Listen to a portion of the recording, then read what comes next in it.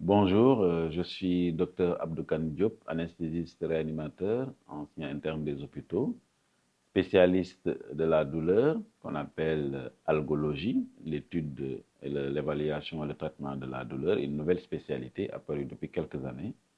Euh, donc ça s'appelle algologie, ce n'est pas le traitement des algues, c'est l'algologie venant de algos, douleur, on a du grec en latin. Et donc, je suis spécialiste de ça et nous avons un cabinet qui gère la douleur depuis 4 ans maintenant. Et je suis très heureux de vous présenter la douleur aujourd'hui. Nous allons commencer par vous définir ce que c'est que la douleur. Euh, je pense que tout le monde l'a vécu. C'est une expérience désagréable, sensorielle et émotionnelle liée à un dégât, une atteinte tissulaire ou bien quelque chose qui est décrit comme tel, qui est compris comme tel. Euh, nous avons trois composantes dans la douleur. La première, c'est la composante sensoridiscriminative. Ça veut dire quoi? C'est ça qui nous permet en réalité de savoir où est-ce qu'on a mal et d'en connaître l'intensité. La deuxième composante, c'est la composante affectivo-émotionnelle. Cette composante affectivo-émotionnelle, pour que vous puissiez comprendre, c'est comparons la douleur de l'accouchement et la lombosciatique. Quand on accouche, on a extrêmement mal. Quand on a une lombosciatique, on a extrêmement mal. Mais le rapport à la douleur entre ces deux est différent. Parce que derrière l'accouchement, il y a un événement heureux qui arrive. Donc, on sait qu'on traverse une période difficile et derrière, il y a du bonheur. Dans la lombosciatique, on traverse une période difficile et derrière, il y a encore de la difficulté. Donc, la réaction de l'organisme est différente. Troisième composante au niveau de la douleur, c'est euh, cognitivo-comportemental. Et c'est ça qui permet de prendre conscience de notre douleur, de l'apprentissage de la douleur. Quand on met le doigt à un feu, on sait que ça brûle. La prochaine fois, l'anxiété fera qu'on ne mettra plus le doigt sur le feu. Donc, c'est ça les trois composantes. Derrière, il y a trois types de douleurs. Il y a la douleur nociceptive, ça veut dire c'est la douleur liée à une blessure, le feu, etc. Et il y a la douleur neuropathique qui est une douleur régie par les nerfs. C'est un désordre des nerfs qui sont les transmetteurs. Et le troisième groupe, c'est ce qu'on appelle les douleurs nociplastiques qui, euh, qui se comportent comme une douleur nociceptive mais sans dégâts. Donc ça veut dire qu'il y a un problème au niveau du contrôle. Il y a un dysfonctionnement des mécanismes de contrôle de la douleur. Maintenant, dans les douleurs, il y a deux types aussi.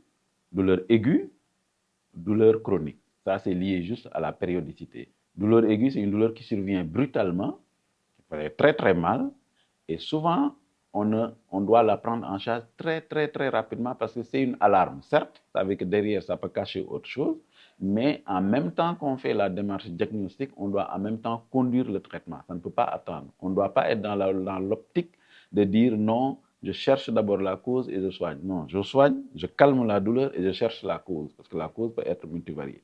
Maintenant, à côté, il y a la douleur chronique, qui est une douleur qui a duré plus de 3 mois ou qui arrive après qui persiste de manière récurrente, c'est ça qu'on appelle la douleur chronique. Et ça, c'est une autre démarche, parce que là, on rentre vers la maladie. La douleur devient non plus une alarme, mais une maladie. Et cette maladie va conduire à la souffrance et avec un impact très certain sur les activités de la vie quotidienne. Donc, tous ces types de douleurs, en fait, vont être passés en revue les unes après les autres, parce que les traitements sont différents, les projets thérapeutiques sont différents. Donc, alors, les céphalées posent un gros problème parce qu'au Sénégal, on appelle céphalée migraine. Alors qu'il faut savoir qu'une migraine est une céphalée, mais toutes les céphalées ne sont pas des migraines. On a deux grands groupes de céphalées, ce sont les céphalées primaires et les céphalées secondaires. Dans les céphalées primaires, nous retrouvons effectivement la migraine qui est la tête de pont, la pathologie la plus fréquente, la plus commune. Mais à côté, il y a l'algie vasculaire de la face qui est beaucoup plus difficile à traiter que la migraine.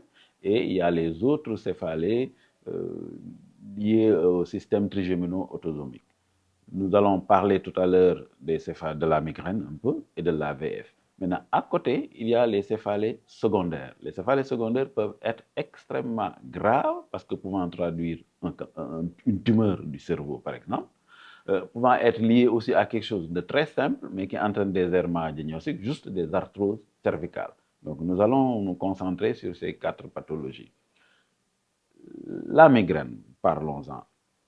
Souvent, je disais tout à l'heure que tout le monde prend pour céphalée migraine, alors que la migraine est très bien décrite selon des critères de l'International Headache Society, qui dit qu'il faut que ce soit des crises, d'abord des crises de 3 heures à 3 jours, il faut avoir 5 crises, il faut absolument que ce soit pulsatile, c'est une douleur qui est pulsatile, c'est comme on entend le cœur qui bat à l'intérieur, et il faut qu'il y ait dans un contexte où on a au moins un signe qui soit des nausées, soit des vomissements, soit des larmoiements, soit un effet de la lumière qui aggrave la douleur. Donc, ce sont des critères qui nous permettent de définir la migraine. Mais ce qu'il faut retenir, c'est que c'est un côté, c'est pulsatile, c'est un côté, c'est pulsatile, ça ne dure pas longtemps, c'est des crises de 3 jours. Donc ça, c'est les migraines. Il y a des traitements aujourd'hui, traitements d'attaque, c'est les triptans que vous connaissez, qu'il ne faut pas utiliser non plus de 2 fois par jour maximum, sinon ça va compliquer la migraine vers ce qu'on appelle les céphalées chroniques quotidiennes. Et ça va être encore beaucoup plus difficile. Maintenant, il y a les traitements de fond aussi on pourrait y revenir plus tard. À côté, on a l'allége vasculaire de la face. Ça, c'est vraiment une bombe qui arrive chez la personne avec un œil rouge douloureux. On sent l'artère temporale qui est là, qui est gonflée, qui bat, l'œil qui est gonflé, la paupière supérieure qui baisse, les yeux qui sont rouges, injectés, les narines qui coulent, toute l'hémiface là qui est complètement œdémaciée. Et c'est des crises aussi, plus de 5 crises qui se répètent en 2-3 jours. Même chose que la migraine, la lumière aggrave la situation. Ça aussi, il y a des traitements, mais c'est très difficile. Il y a l'oxygénothérapie, il y a les triptans toujours comme base thérapeutique. Il y a des infiltrations qu'on est obligé de faire, soit au niveau du nerf d'Arnold, soit au niveau juste local pour calmer la douleur, parce que c'est une sensation, comme disent certains malades, on a l'impression qu'il y a quelque chose qui nous mord ici et qu'il faut l'enlever. Ça, ce sont les alléges vasculaires de la face. Les céphalées secondaires, pourquoi j'insiste? Parce qu'on a 2 extrêmes. Banal, parce que c'est lié à une arthrose cervicale. Facile, tu fais une IRM du rachis, ou un scanner du rachis, vous trouvez le diagnostic. Le traitement, c'est comme un traitement de l'arthrose. Mais le pire, c'est quand on tombe sur une tumeur cérébrale qui demande beaucoup plus un traitement spécifique qui est chirurgical et qui est quand même une pathologie dangereuse, parce que ça peut être un cancer, ça peut être une tumeur bénigne, et dont la sanction est chirurgicale. En dehors des céphalées, il y a d'autres types de douleurs sur lesquelles je voudrais revenir à impact social certain, c'est la fibromyalgie. Donc, nous allons vous parler de la fibromyalgie, qui est une pathologie qui affecte plus souvent, nettement plus souvent, les femmes, et ça pose beaucoup de problèmes dans nos sociétés. C'est une douleur chronique, musculo-tendineuse, qui est non articulaire, qui est diffuse partout, tout le corps, qui est migrante, qui va de la main droite à la main gauche, au pied, à la jambe, au ventre, etc. Et qui est associée à une fatigabilité extrême qui confine la patiente au lit le matin, qui a du mal à se lever, ça entraînant un dérouillage, un phénomène de dérouillage matinal. Ça veut dire que la personne s'améliore petit à petit au fil de la journée. Vous comprendrez bien que les conséquences que ça peut poser pour les personnes qui doivent se lever très tôt le matin. À côté de cette fatigabilité, nous avons l'insomnie. L'insomnie avec tous ses caractères, que ce soit un début de nuit ou un sommeil perturbé, un sommeil raccourci, ou un sommeil qui est non réparateur, avec des conséquences aussi sur la douleur, parce que même un être normal, un jeune de 20 ans à qui on prive de sommeil, se réveille avec des douleurs. Et ça, c'est connu, c'est scientifique. Donc, au-delà de cette triade-là, se pose un problème social qui est extrêmement important. Ça veut dire que comme je vous l'ai dit tout à l'heure, cette personne qui n'arrive pas à se lever le matin, dans notre culture, doit s'occuper de son mari, de ses enfants qui doivent aller à l'école, doit préparer le petit déjeuner, peut avoir des conséquences dans le giron familial. Autre conséquence, c'est sur le plan professionnel. Cette personne, même personne qui se réveille avec des douleurs ou qui a du mal à se réveiller parce qu'elle a passé la nuit avec des douleurs ou a une insomnie, aura du mal à se présenter à son service à 7h, à 7h30, à 8h. Et donc, avec des risques de perte d'emploi, et je sais que ça existe. Euh, Troisième chose, une personne adulte qui a fait des études, qui a un bon travail, ou bien qui n'a pas fait d'études, mais qui a sa famille, a envie de s'affirmer.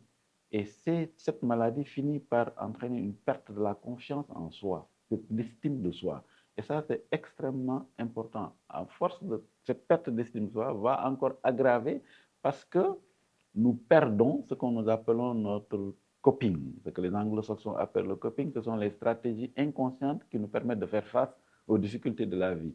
Et ça, pour ça, il faut avoir une certaine estime de soi, une confiance en soi. C'est ça qui nous permet de faire face aux maladies. Et malheureusement, ce n'est pas le cas chez ces patientes. Je dis toujours patientes parce que 9 fois sur 10, ce sont des femmes. Désolé pour les femmes.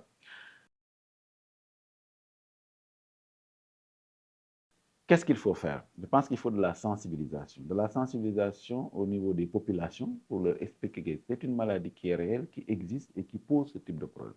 Il faut sensibiliser les médecins pour qu'ils puissent faire le diagnostic et accepter. Ce n'est pas quelque chose qui se passe dans la tête. Ce n'est pas quelque chose qui se passe dans la tête, c'est une maladie, c'est une maladie.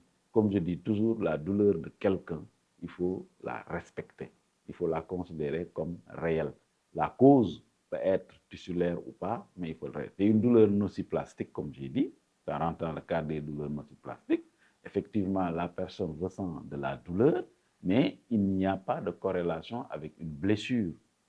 Donc, c'est un désordre du système de contrôle de la douleur. Et ça, les médecins doivent l'accepter et tout le monde doit l'accepter. Autre personne à sensibiliser, c'est les médecins du travail. Donc, il faut qu'ils comprennent que ces patients ne peuvent pas avoir le même planning de travail que les autres. Donc, il faut adapter. Il y a le travail à domicile, il y a le décalage dans les horaires de travail. Donc, l'État aussi doit aider quand même à mieux organiser, en tout cas à aider à prendre en charge cette maladie qui n'est pas encore inscrite dans les maladies non transmissibles qu'on gère au ministère de la Santé. Et j'en appelle à tout le monde pour s'intéresser à cette pathologie et à se former et à l'accepter. Je vous remercie.